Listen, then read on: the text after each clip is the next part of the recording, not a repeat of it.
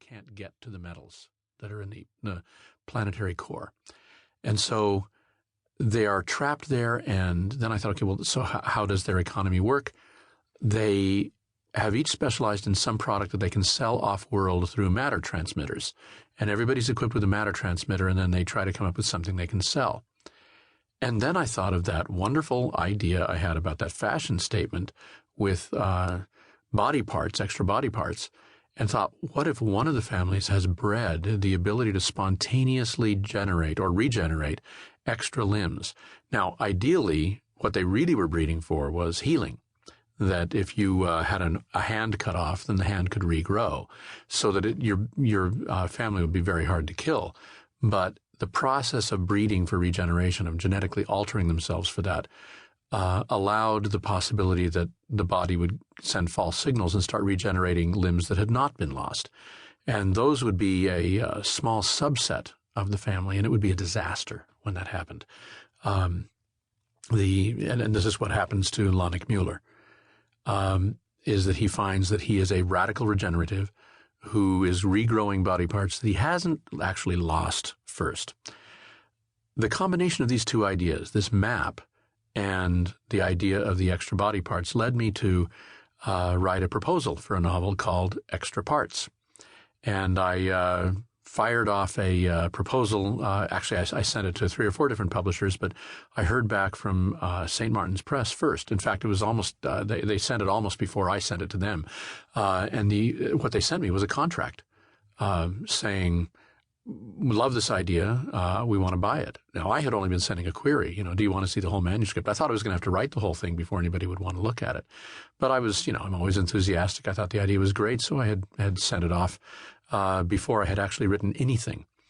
And so I sat down, and in 3 weeks, I wrote the novel and really liked it. I came up with all kinds of cool things for the different families to be selling and came up with what I thought was a good climax. The problem is this was only the second novel I'd ever written. And the problem with that was I didn't understand novel structure, and I didn't know the relative value of various techniques. I was still feeling my way through fiction. I was a playwright, trapped in a fiction writer's body. And so I made one key mistake. I told the story in first person. And knowing what I know now, if I could do it over again, I would have done it in third person, and the book would have been about 3 times as long. But then again, you would then have to spend 3 times as long listening to it. So maybe this was actually a good thing. What was missing was the depth of characterization that's possible in third person. In first person, you can't go into a lot of the depth of characterization because then it's being told by the hero. And so the hero can't talk about the hard decisions he made or how brave he was, or, the hero has to be mildly self-effacing in order for the reader to not detest him. And so that's one limitation. Another limitation is that if the narrator in a first-person novel is talking about another character, he does not know what's going on in that other character's head.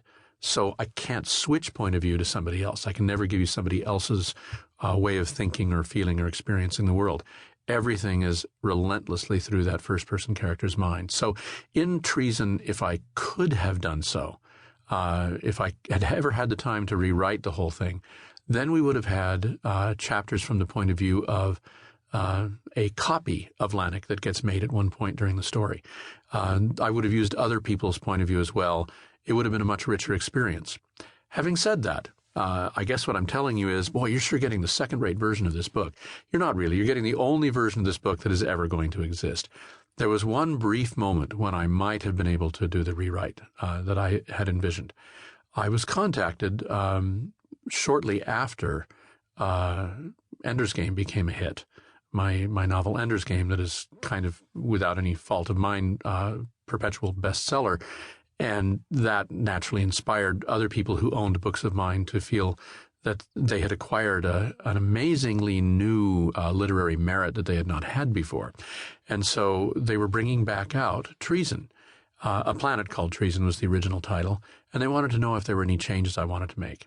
Oh, wow, I wrote back. I was excited. Yes, I want to rewrite this book. It'll be at least twice as long. It'll be way, way stronger, much more emotional experience. They wrote back and said, "You don't understand. We wanted to know if there were any changes you wanted to make in the next 2 weeks."